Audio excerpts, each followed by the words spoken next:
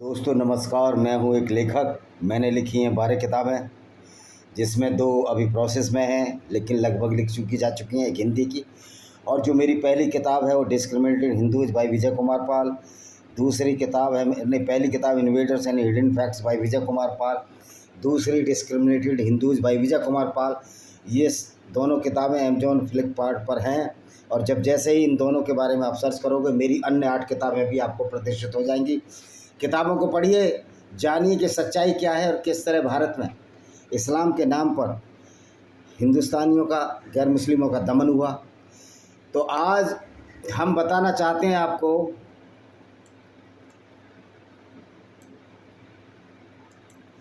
कि भारत का संविधान निर्माता कौन था।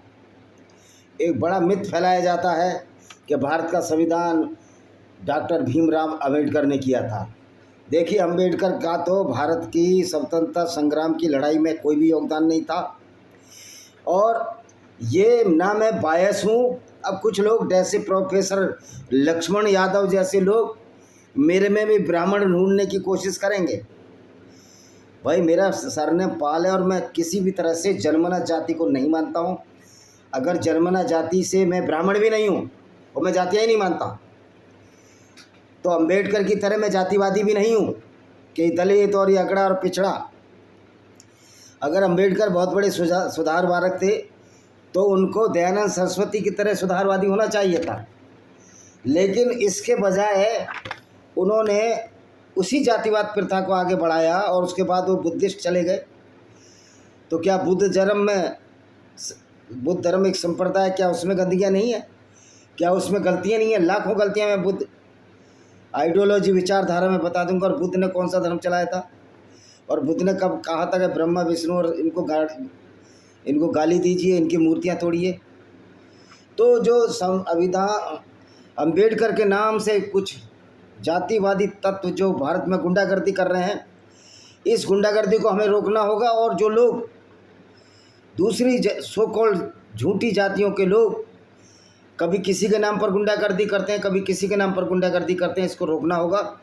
लेकिन हर व्यक्ति को अपने महापुरुषों का आदर करने की छूट है, लेकिन ये छूट नहीं है कि आप अपने महापुरुष का आदर कर दूसरों का अनादर करो। ये काम भीमराव अंबेडकर के अनुयायी कर रहे हैं। भीमराव अंबेडकर के अनुयायी, भीमराव ने तो सपने में भी नहीं सोचा होगा कि मेरे अनुयायी मेरे नाम पर इतनी गुंडागर्दी करेंगे और सांसद तक चुनकर आ जाएंगे। जो नजीमाबाद से सांसद आया, उसकी भाषा देख लीजिए। वो बिल्कुल शो कर देता है कि उसको कोई परवरिश उसकी अच्छी नहीं है। तो हमको इन बातों का साहस होना चाहिए। 15% लोग पूरे हिंदुस्तान को ब्लैकमेल नहीं कर सकते। 14% मुसलमान पूरे हिंदुस्तान को ब्लैकमेल नहीं कर सकते। अंबेडकर तो ये कह गए थे कि मुस्लिम इस्लाम में इसलिए नहीं इस्लाम में जा रहा हूँ कि वहाँ पर भी गैर मुस्लिमों के खिलाफ बहुत बड़ा आतंकवाद है। आप जाति से त्रसित हैं तो जाति को न मानिए। किसने कहा आप जाति? और जिसने भी अंबेडकर को पानी पीने से रोका, उससे निम्नतर दर का कोई व्यक्ति नहीं हो सकता। लेकिन रिमाइंड याद रखिए, अगर ब्राह्मणों को गाली देते हो तो पहले दयानंद सरस्वती की बात माननी पड़ेगी। दयानंद सरस्वती ने पूरा इस्लाम का पूरा कच्चा चिट्ठा खोला। क्या अंबेडकर में ये हिम्मत थी कि वो इस्लाम के बारे में इतनी कच्चा चिट्ठा खोल देते? मैं तो कहता हूँ, जो ग्वालियर में ये अंबेडकर की मूर्ति क्यों लगाई जा रही है? अंबेडकर तो संविधान निर्माता थे ही नहीं, एक उसका पार्ट थे। पार्ट कभी संविधान निर्माता नहीं हो सकता। ये सामूहिक रूप से संविधान लिखा गया, इसमें अंबेडकर को श्रेय देना सिर्फ और सिर्फ मूर्खता है। इसका जवाब हमको समझना चाहिए और सोचना चाहिए। और वास्तव में क्या घटित हुआ, मैं गारंटी कहता हूँ कि अंबेडकर संविधान निर्माता नहीं थे। अगर संविधान निर्माता था तो सब यहाँ संविधान निर्मात्री सभा थी और उसके सदस्य थे। अंबेडकर को क्यों श्रेय दिया जा रहा है? 80 साल से क्यों झूठ बोला जा रहा है? आइए इसकी कुछ परतें उधेड़ते हैं। और ग्वालियर में डॉक्टर राजेंद्र प्रसाद की मूर्ति लगनी चाहिए, जो कि संविधान सभा के अध्यक्ष थे। तो देखिए, भारतीय संविधान सभा का चुनाव भारतीय संविधान की रचना के लिए किया गया था। ब्रिटेन से स्वतंत्र होने के बाद संविधान सभा के सदस्य ही प्रथम सदस्य के सदस्य बने, और ये नॉमिनेट थे। चुनाव तो हुआ नहीं था। सन 47-48 में जब संविधान सभा बनी। सन 1925 ईस्वी में महात्मा गांधी की अध्यक्षता में कॉमनवेल्थ ऑफ इंडिया बिल प्रस्तुत किया गया, जो भारत के लिए संवैधानिक प्रणाली की रूपरेखा प्रस्तुत करने का प्रयास था। जो पहली बार संविधान सभा की मांग 1895 ईस्वी में बाल गंगाधर तिलक ने उठाई थी। तो मूल रूप से देखा जाए तो बाल गंगाधर तिलक और अंतिम बार नेहरू जी ने संविधान सभा लाने का निर्णय किया था। अब ये बाल गंगाधर तिलक की भी जाति ढूंढेंगे, ये इनके दिमाग में गंदगी घुस चुकी है। जिस तरह से सुअर के दिमाग में गंदगी घुसती है, गंदगी की तरफ भागता है। भाई मैं पूछना चाहता हूँ, आप हर जगह जाति ढूंढते हो और जाति का विरोध करते करते अम्बेडकर साहब चले गए, लेकिन आप जाति के नाम पर राजनीति कर रहे हो, जाति के नाम पर दूसरों को गाली दे रहे हैं। बाल गंगाधर तिलक ने किसी शेड्यूल कास्ट को गाली दी? लेकिन आप गाली दिए जा रहे हैं और लोग सहन किए जा रहे हैं। मुझे तो समझ में नहीं आता कि इन लोगों की गालियां आप सहन कैसे कर लेते हैं। वो लोग जिनको स्वर्ण स्वर्ण कहकर गालियां दी जा रही हैं, और फिर ये दलित शब्द तो कहीं है ही नहीं, संविधान में भी नहीं है। नए नए शब्द गढ़े जा रहे हैं, और ये कम्युनिस्ट ठपली वाले गैंग जो JNU के, वो भी उतने ही बदमाश है। तो संविधान सभा का वैश्विक मताधिकार के आधार में अप्रत्यक्ष रूप से निर्वाचित हुए, यानी कोई निर्वाचन तो हुआ नहीं था। तू भी सांसद, मैं भी सांसद, ये भी सांसद, फलाना भी सांसद, ढिकाना भी सांसद। जिसमें 229 चुने गए थे, वहीं 70 मनोनीत थे। मनोनीत मतलब अलग से, जिनको संसद सदस्य नहीं बना। भारत में 379 थे, 389, और जब देश का बंटवारा हुआ 299 रह गए, एक कम 300, जिसमें कुल महिला सदस्यों की संख्या 15, अनुसूचित जाति के 26 और अनुसूचित जनजाति के 33 सदस्य थे। तो 22% आबादी के लिए कितने सदस्य थे? 26 और 3 29 और 39 49 59 60 सदस्य थे 300 में। तो पूरा पर्याप्त प्रतिनिधित्व था। बंटवारे के बाद 3 महिलाएं पाकिस्तान चली गई और भारत के संविधान सभा में 12 महिलाएं रह गईं, जिसमें सरोजिनी नायडू एकमात्र हिंदू महिला दक्षिणायन वेलायुधन रह गई। सरोजिनी, इनका नाम पूरा नाम था दक्षिणायन वेलायुधन सरोजना। द्वितीय विश्व युद्ध जब समाप्त हुआ, 1900 कितने में हुआ था ये? 1945 या 48 में हुआ, 44 में। जुलाई 1945 में ब्रिटेन में एक सरकार बनी। इसी नई सरकार ने भारत संबंधी अपनी नई नीति की घोषणा की तथा एक संविधान सभा बनाने की अनुमति दी, और कैप्टन मिशन के नाम से जाना जाता है। मंत्रियों का दल भेजा उसने कि जाइए। जब ब्रिटिश सरकार भी भारत को आज़ाद करने के लिए, क्योंकि उनके प्रेसिडेंट ने, उनके प्रधानमंत्री ने ये कहा था क्लीमेंट ली ने कि हम आपको आज़ाद कर देंगे, और वो आज़ाद क्यों? सुभाष चंद्र बोस से ही डर गए थे, और कोई बात नहीं। तो संविधान सभा भारत के राज्यों की सभाओं के निर्वाचित सदस्यों द्वारा चुने गए। 1940 में राजेंद्र प्रसाद, बाबा भीमराव अंबेडकर, सरदार वल्लभ भाई पटेल, श्यामा प्रसाद मुखर्जी, जवाहरलाल नेहरू, मौलाना अब्दुल कलाम आदि सभा के प्रमुख सदस्य थे। अनुसूचित वर्गों से 30 से ज़्यादा सदस्य इस सभा में शामिल थे। सच्चिदानंद सिन्हा इस सभा के प्रथम सभापति थे। सच्चिदानंद सिन्हा। भीमराव अंबेडकर को निर्मात्री समिति का अध्यक्ष चुना गया था।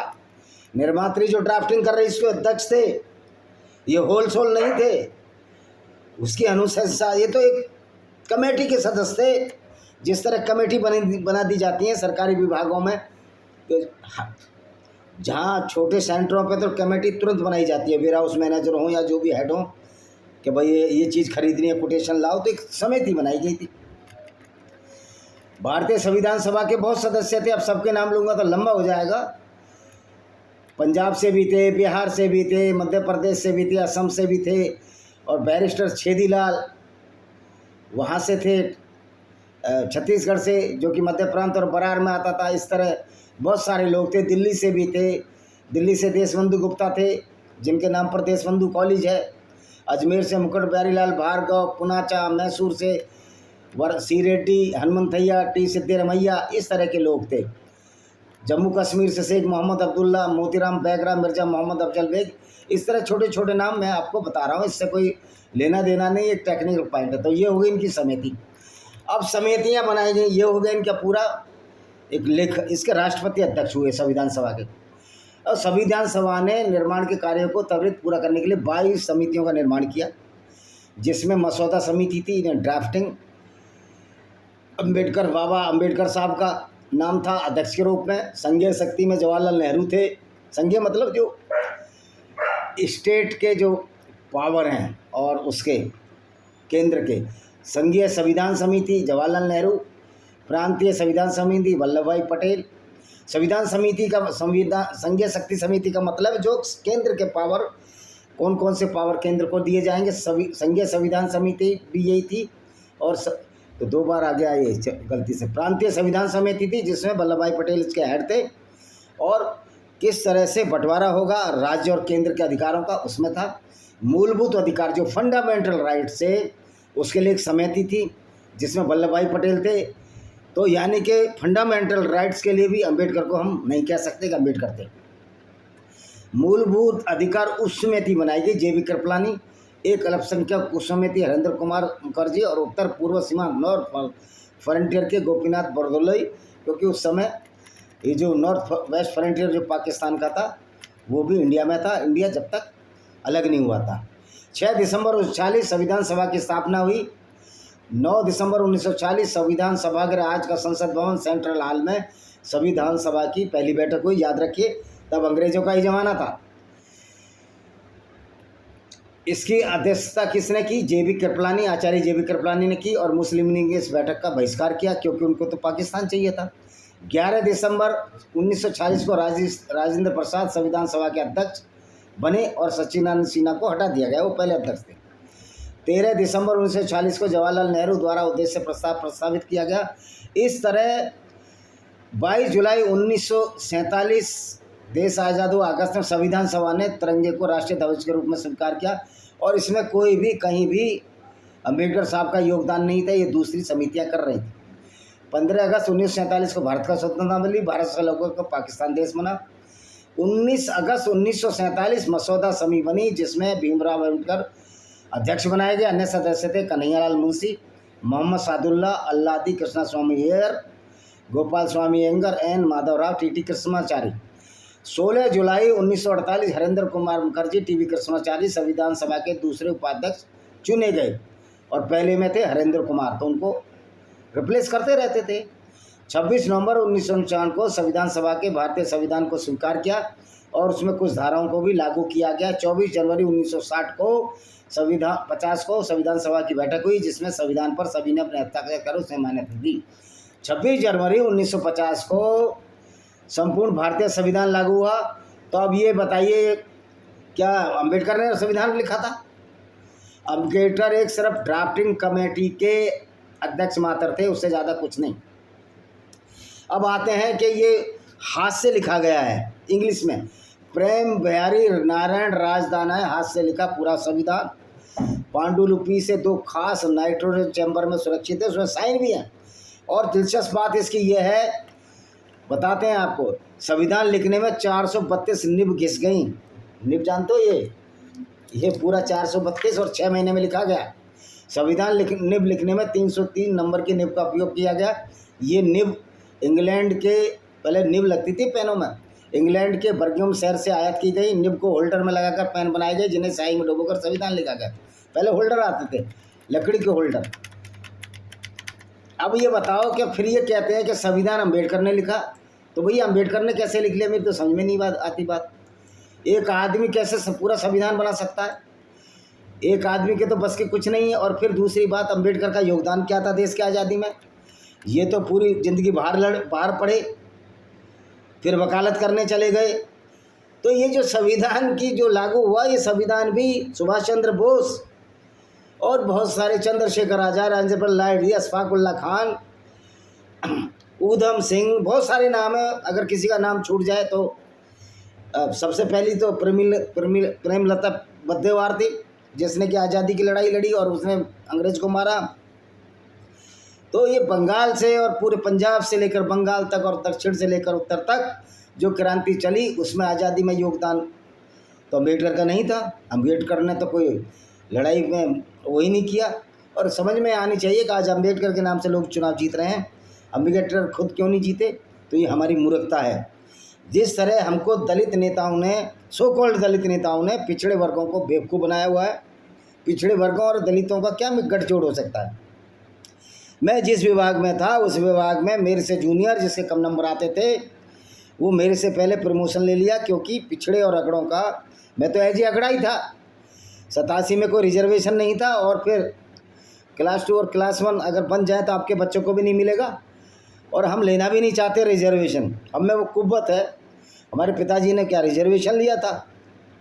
और वैसे तो डींगे हाँकते हैं हमारे लोग कि देवी अहिल्याबाई होलकर ने 12,766 मंदिरों का जीर्णोद्धार कराया, लेकिन आरक्षण के लिए उत्तर प्रदेश की एक अकेली गढ़ एक ऐसी जाति है जो अगड़ों में इसलिए आती है कि उसके जो पैसे वाले लोग हैं वो क्रीमी लेयर में है, पिछड़ों में इसलिए आती है कि जो गरीब लोग हैं पिछड़े से, और मज़े की बात एक छोटा सा वर्ग अनुसूचित जातियों का धन, अनुसूचित जातियों का हिस्सा खा रहा है, जिसमें कि माननीय केंद्रीय मंत्री SP सिंह बघेल भी धनगर जाति का SC सर्टिफिकेट बनाते हैं। जबकि वास्तविकता ये है कि जो उत्तर प्रदेश के लिस्ट में एक धनगढ़ नाम की जाति है जो कि मिर्ज़ापुर ज़िले में रहती है, उसके नाम का ये उपयोग कर रहे हैं, धनगढ़ को धनगर कहकर, और उस शेड्यूल कास्ट उस जाति का आरक्षण कर रहे हैं, जबकि वो इस जाति है। और धनगर एक सैफर्ड की उपजाति है, धनगर, नीखर, सैले, कंचन।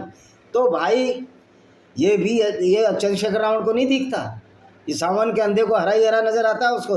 भाई सावन के अंधों को हरा ही नज़र आता है। किसी ने कह दिया कि अम्बेडकर ने संविधान लिखा, बस हुआ जैसे वो करते ना गीदड़, या उसको जयकाल बोलते हैं सियार, हुआ एक ने बोला सब हुआ सब कुछ हुआ। तो भाई ज़रा दीदार खोलो, चश्मे खोलो अपने, तो देखिए संविधान किसी ने लिखा। पहली बार अम्बेडकर ने संविधान नहीं लिखा, ना उसने संविधान बनाया, ड्राफ्टिंग कमेटी का सदस्य था, और वो संविधान भी चोरी किया। कहाँ से मैं बताता हूँ। तो संविधान किसने लिखा? संविधान तो चोरी किया गया है, हाथ से लिखा, उसका बारे में बता देता हूँ। तो इस सवाल क्या आप जानते हैं हमारा संविधान किसने लिखा? इस सवाल का जवाब BR अम्बेडकर नहीं बल्कि प्रेम बिहारी नारायण राजदाना है, जो दिल्ली के रहने वाले थे। प्रेम बिहारी नारायण राजदाना। अच्छा एक बात देखिए, ये कायस्थ समुदाय इतना पढ़ा लिखा समुदाय है, कभी आपने पोस्टिंग मारते देखा? कभी हाँकू और फांकू समुदाय की तरह बात करता है समुदाय? यही किसी बड़े समुदाय की, अच्छे समुदाय की, सुसंस्कृत होने के समुदाय की यही पहचान है कायस्थों की। बाकी तो बड़े जात फांकू लोग हैं, बड़े फांकू हैं। भाई राणा सांगा तुम थोड़ी हो। राणा सांगा एक महान व्यक्ति थे, और राणा सांगा पर जो टिप्पणी करते हैं वो तो नीच है, वो अपनी मानसिकता दर्शाते हैं, जैसे कि अभी रामजी लाल सिमन ने दर्शाई थी। ये संविधान में जो विचित्र है कि जो सच्चाई कहते तो उस पर SC/ST एक्ट लग जाता है। ओ भाई ये SC/ST एक्ट तो बनाया तुमने, तो फिर वो भी एक्ट बनाइए। आप कुरान को बैन करिए। कुरान कहती है कि सारे गैर मुस्लिम नजसपोटी जितने गंदे हैं, तो इस पर एक्ट क्यों नहीं बनाया जाता कि कुरान जो भी मुसलमान ये मस्जिद में ये प्रार्थना करे, इन आयतों को पढ़े, मस्जिद में CCTV, उन पर भी एक एक्ट लगना चाहिए। तो ये इसलिए मैं कहता हूँ ये भारत को एक बनाना रिपब्लिक बना दिया गया, इसलिए भारत की साख अगर ऐसे ही चलते रहे तो एक दिन बहुत विदेशों में कम हो जाएगी। तो इसमें कितनी नींव घिसी, अब वो देखो, अब उसी पर आते हैं, फिर वीडियो लंबा होगा हमारा। प्रेम बिहारी नारायण रायजादा दिल्ली के रहने वाले थे, और मैंने बता दिया उसमें 6 महीने लगे, 432 नींवें घुसी।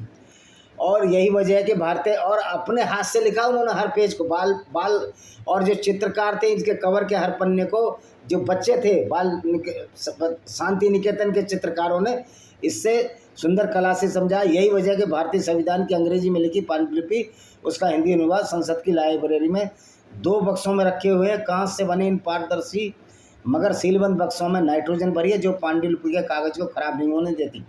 ये दोनों बक्स अमेरिका की एक कंपनी ने कैलिफोर्निया में बनाए थे। देश के पहले प्रधानमंत्री जवाहरलाल नेहरू ने खुद प्रेम बिहारी से काम करने की गुजारिश की थी। प्रेम बिहारी ने न केवल इसे स्वीकार किया बल्कि इसके बदले फीस लेने से भी इनकार कर दिया। बस यही कहा, एक भी पैसा नहीं, मेरे पास भगवान की दया से सब कुछ है और मैं अपनी ज़िंदगी में खुश हूँ। मेरी एक शर्त है कि इसके हर एक पन्ने को मैं अपना नाम और आखिरी पन्ने पर अपना और दादाजी, और यहाँ होड़ लगी हुई है कि 0% पे इंजीनियर बन जाए, 0% पे वकील बन जाए। भाई क्यों? ये क्या खाला जी का घर है कि तुम वैदा हो गए जन्म के आधार पर आरक्षण ले लोगे? तुम दूसरे जो तुमसे ज़्यादा कुशल लोग हैं उनको तुम IAS, डॉक्टर और कलेक्टर और इंजीनियर नहीं बनने दोगे? ये आरक्षण भी बहुत बड़ा आतंकवाद है। खुद बाबा साहब अम्बेडकर ने कहा था कि आरक्षण 10 साल में ख़त्म हो जाइए, लेकिन ये बेताल लोग विक्रम के कंधों पर, अगड़े और पिछड़ों के कंधों पर चढ़कर आज तक खून चूसने में लगे हुए हैं। एक ऐसे जोक को भी आप चिमटे से मार सकते हो, लेकिन इनका कोई उपाय है संविधान में? क्यों ये आरक्षण है? यह आरक्षण इसलिए, मैं तो कहता हूँ पूरे दुनिया भर के देशों को इन आरक्षण से जो पढ़ कर गए इनको कहीं नौकरी ना दे, ना कनाडा में ना अमेरिका में, कहीं भी इन आरक्षण वालों को, किसी भी जाति के हों, मेरे लोग भी अगर आरक्षण है तो उनको नौकरी नहीं दी जानी चाहिए, क्योंकि आरक्षण एक बैसाखी है, कमज़ोर करता है। इसलिए बाबा साहब जानते थे अगर आरक्षण 10 साल चला तो हमारे सो कॉल्ड दलित भाई कमज़ोर पड़ जाएंगे। यही, हालांकि आज दलित, मैं कहता हूँ दलित हो, वैसे दलित शब्द नहीं है, आरक्षण में आने वाले लोगों का तुम्हारे को इतना भरोसा अपने ऊपर नहीं है। वैसे तो जुलूस लेकर तो हज़ारों लाखों की संख्या में आ जाते हो, कोई चिमटा बजा रहा है, कोई डपली बजा रहा है, कोई नीले झंडे, पीले झंडे, हरे झंडे। देश को बनाना स्टेट बना दिया इन लोगों में। इनके खिलाफ कार्रवाई होनी चाहिए जिस तरह के जुलूस निकालते हैं।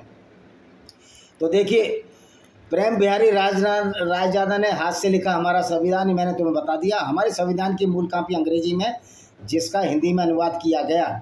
संविधान की मूल अंग्रेजी कापी कैलियोग्राफर प्रेम बिहारी नारायण रायजादा ने लिखी है। दुनिया के सबसे बड़े भारतीय संविधान की मूल कापी हाथ से लिखी गई है।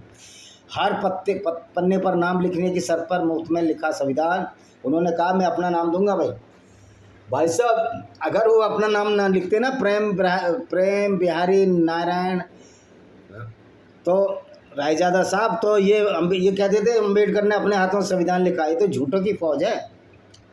तब के प्रधानमंत्री जवाहरलाल नेहरू ने प्रेम बिहारी से इटैलिक स्टाइल में संविधान लिखने की गुजारिश की थी, जो टेढ़ा लिखते हैं ना। प्रेम बिहारी ने संविधान लिखने की कोई फीस नहीं ली। उन्होंने हर पेज पर अपना नाम और अंतिम पेज पर अपने गुरु और दादा मास्टर रामप्रसाद सक्सेना जी का नाम लिखने की शर्त थी। प्रेम बिहारी को संविधान जिस कमरे में लिखा गया वह संविधान क्लब बना आज का। प्रेम बिहारी को संविधान हाल में कमरा दिया गया, जो बाद में संविधान क्लब हो गया। और संविधान की मूल कापी का वजन 13 किलो है। संविधान की पांडुलिपि 45.7 सेंटीमीटर और 58.4 cm के पार्चमेंट पर लिखी। पार्चमेंट पेपर आता था पहले, चिकना। यह पेपर इंग्लैंड के बर्गिम शहर से मंगाया गया था। इस पांडुलिपि में 233 पन्ने हैं, जिसका वजन 13 किलोग्राम है। संविधान की पांडुलिपि चमड़े की काली जिल्द में है, जिस पर सोने की कारीगरी है। ये सेलुलोज आधारित पेपर था, थोड़ा मोटा होता था, अच्छा चिकना होता था। संविधान की हिंदी की कापी किसने लिखी? बसंत कृष्ण वैद ने लिखी। बसंत कृष्ण वैद तो भैया अम्बेडकर को क्यों घुसेड़ रहे हो हर जगह। संविधान की हिंदी कापी 264 में पन्ने की, और वो कितने की है? 233। रुक जाओ, और मूल कापी का कितने की? 233 की है, और हिंदी की 264 की, जिसका वजन 14 किलोग्राम है। इसका कागज़ handmade paper research centre Pune में बना है। हिंदी कापी कैलीग्राफर बसंत कृष्ण वैद ने लिखी थी। तो अम्बेडकर का क्या काम था? वो तो सारी नकल ली गई थी संविधान में, तो अम्बेडकर का बहुत बड़ा कोई योगदान नहीं है, जिस तरह ये शोर मचाया करते हैं। 1985 से शुरू हुई मूल कापी बचाने की कवायद। संविधान की मूल अंग्रेजी कापी और हिंदी कापी को लंबे समय तक संरक्षित करने के लिए पार्लियामेंट लाइब्रेरी ने 1985 के, फिर वो रिलोड करना पड़ेगा,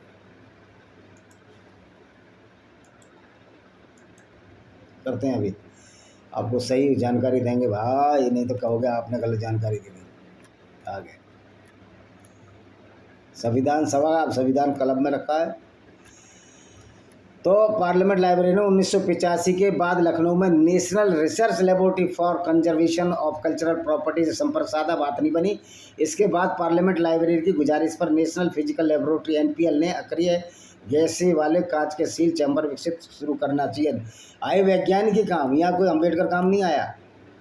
आखिर अमेरिकी कंपनी की मदद ली। आखिर में अमेरिकी कंपनी है नेशनल फिजिकल लेबोरेटरी। ये मैटर तुम्हारे लिए नहीं है। नाइट्रोजन के 2 चैम्बर, राष्ट्रपति का भी पहले अलग झंडा था, उसको भी खत्म किया। अब ये नकल कहाँ का? देखो, सबसे पहले राष्ट्रपति का हस्ताक्षर है इस पर, डॉक्टर राजेंद्र प्रसाद के तिरछा हथियार गया, क्योंकि नेहरू आ गया, पहले ही साइन कर गया। नेहरू भी ऐसा मूर्ख प्रधानमंत्री था, उसको पता होना चाहिए कि संविधान सभा के राष्ट्रीय अध्यक्ष डॉक्टर राजेंद्र प्रसाद है।